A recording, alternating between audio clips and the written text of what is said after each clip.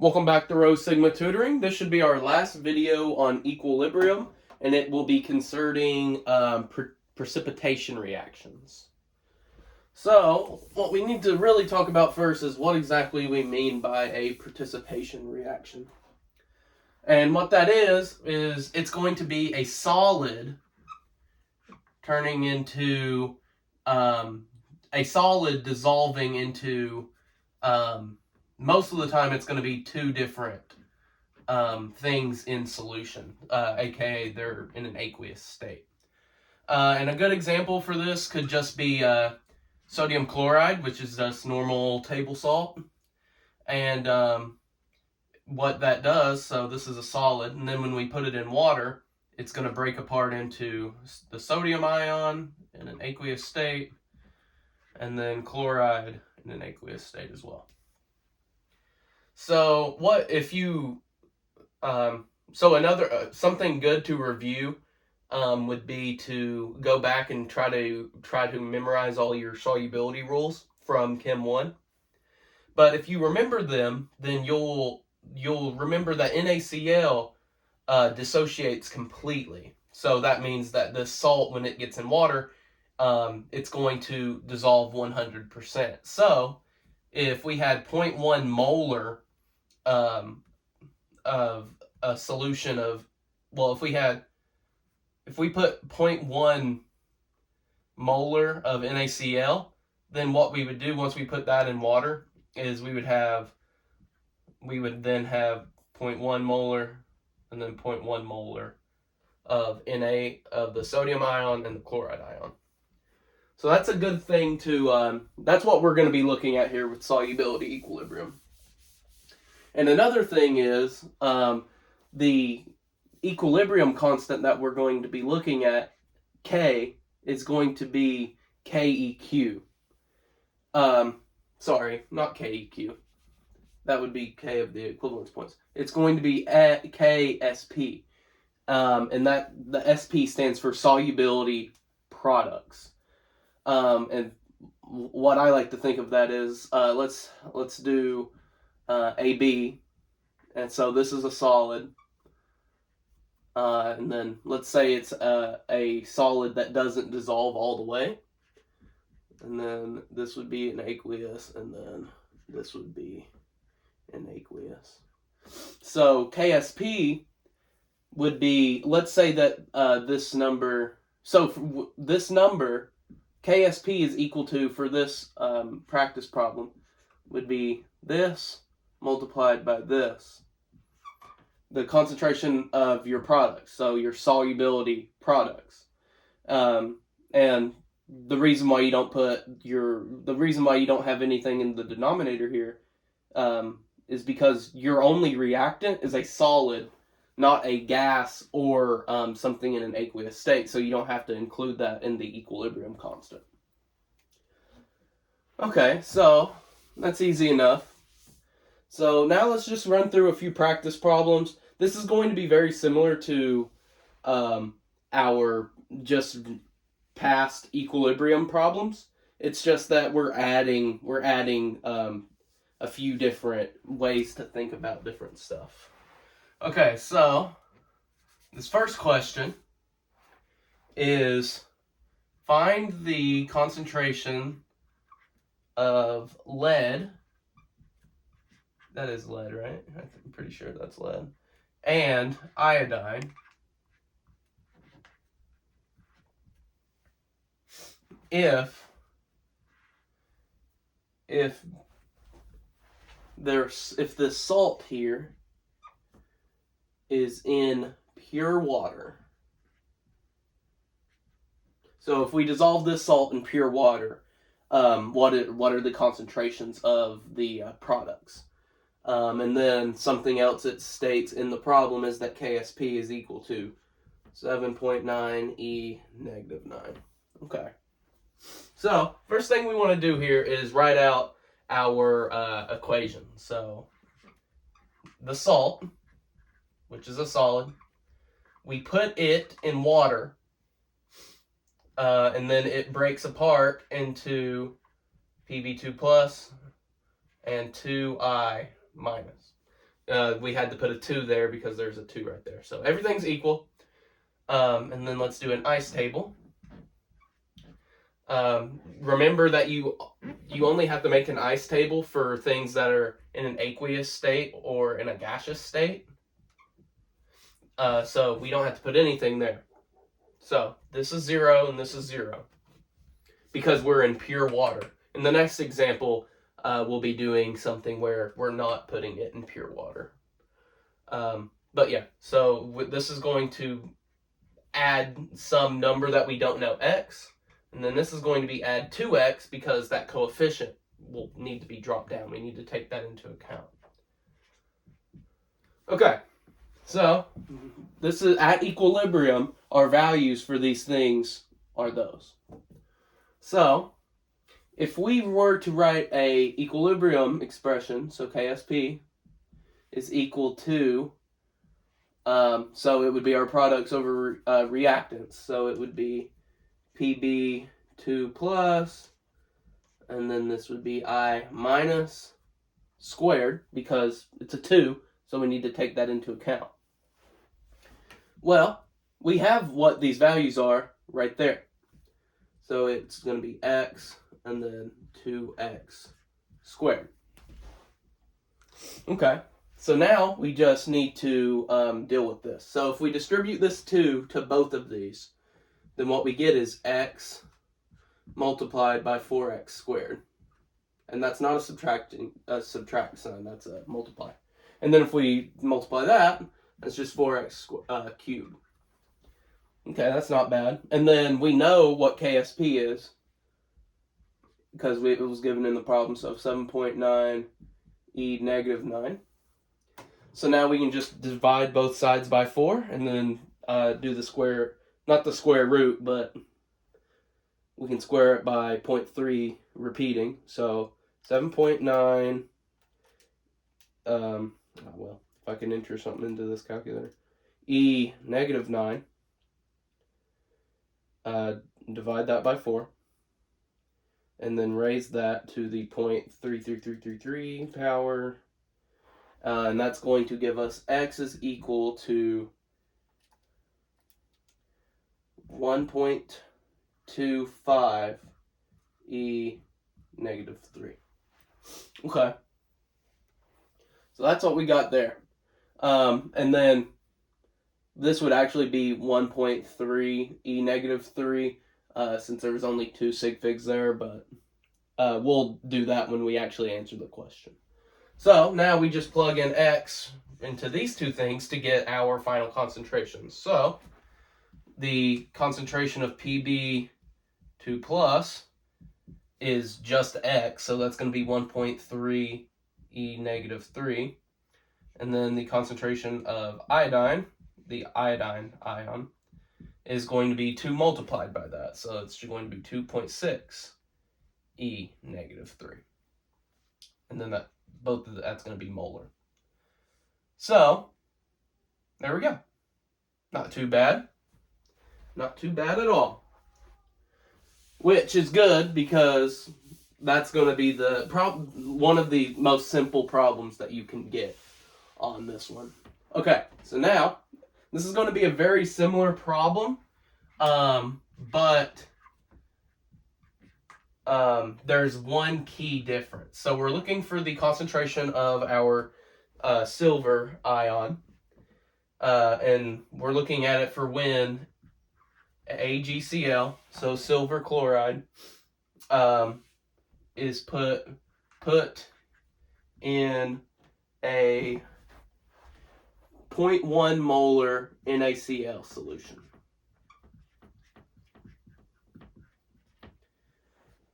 Okay, so when and then the KSP for AgCl is 1.8 e negative 10. Okay, so go ahead and if you think that you can do this one on your own, pause the video and see if you can get it. Okay, so how we would do this is so we need to write out an equation, right? So it's going to be AgCl it's going to, so it's a solid. It's going to break apart, dissociate into Ag and Cl. That's what we're looking at here. Then we need to make an ice table. This is a solid, so we don't have to worry about it filling it out. So silver, we need, since we're not putting it in pure water, we need to look and see if the common ion effect is going to get in our way here. So the solution we have is NaCl. Well, NaCl, when it breaks apart 100%, like we talked about in the opening. And that breaks apart into the sodium ion and the chloride ion. Okay, well, this is why they call it the common ion effect, is because the solution that's already in the water, one of the ions that it has it in common with what we're trying to dissolve in there. And what that's going to do, if we think back to Le Chatelier's principle, is if here's your reactants, here's your products. If you're starting out with more of your products, then that's going to shift your reaction to the left, which means that not as much of this, your silver chloride, is going to dissolve as it would if this was a 0 molar solution of NaCl. Or in other words, silver chloride is going to dissolve less in this solution than if we were dissolving it in pure water.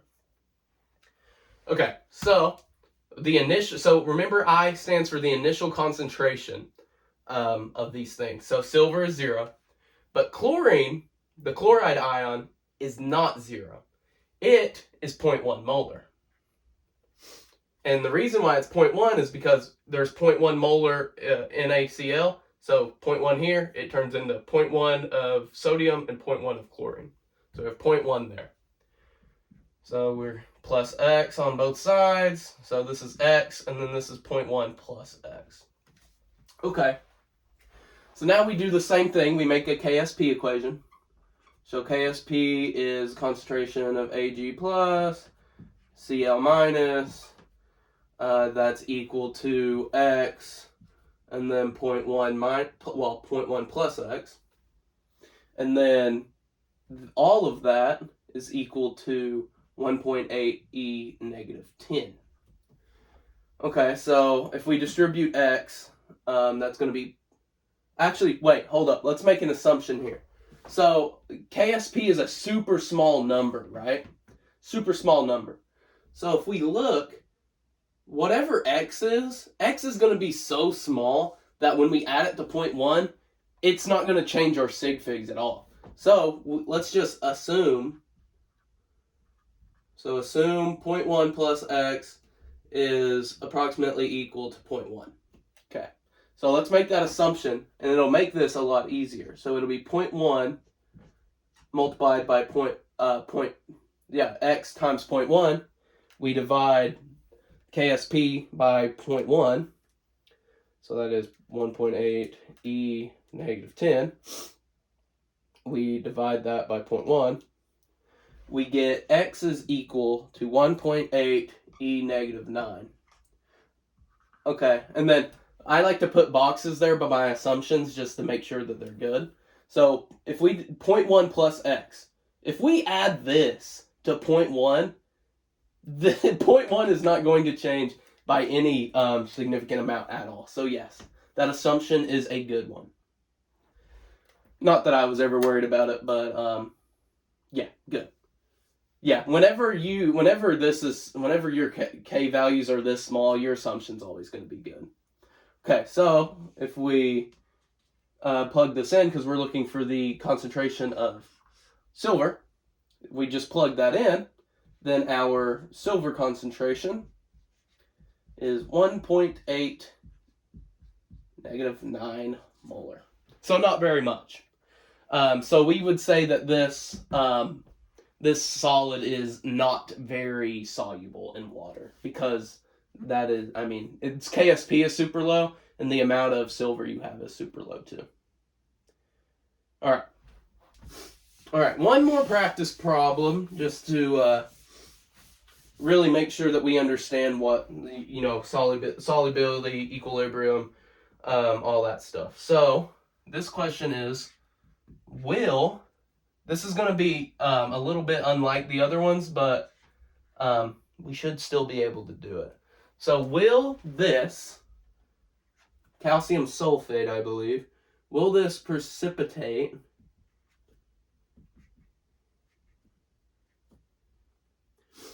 if 50 milliliters of 0.001 molar, is that what it says? Yes. Calcium chloride, I keep losing my spot, added to 50 milliliters of 0.01 molar Na2SO4. And then it says that the KSP for CaSO4 is equal to 2.4 E-5. Okay. So, what this question is asking us, it says, will this participate if we combine these two things? So what we need to bring back from the basics of equilibrium that we learned about probably a couple weeks ago is that we need to find Q. And what Q is, it's the reaction quotient. So for this problem, we need to find out, we know what K is, so we need to find out if K is smaller than, K is equal to, or K is more than Q. And if if Q is bigger than K, then our solution is super saturated. If Q is equal to K, then it's just saturated. And then if K is bigger than Q, it's unsaturated. So, will this precipitate?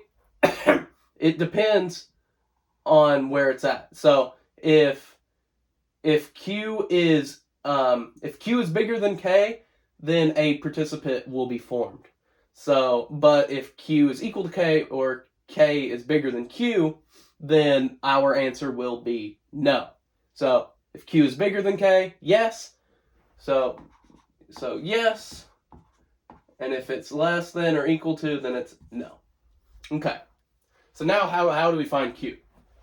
Well, Q is still going to be, so it's going to be, our reaction is going to be KaSO4, and then it's going to be calcium ion, and then the sulfate ion. Okay, so if we break, we're going to be putting these two up. So concentration of the calcium ion and then the concentration of the sulfate ion. Well, we can figure that out because it tells us what we are adding. So we need to find the moles and then do the total volume. So because since we're adding volumes of these, we need to take that into account. So 100 milliliters, because 50 milliliters plus 50 milliliters is 100 milliliters. That's our total volume. Okay, so we need to figure out how many moles of calcium chloride we have. So 50 times 0.001, we get 0.05 millimoles of CaCl2. Okay, and then for Na2SO4, we have 50 times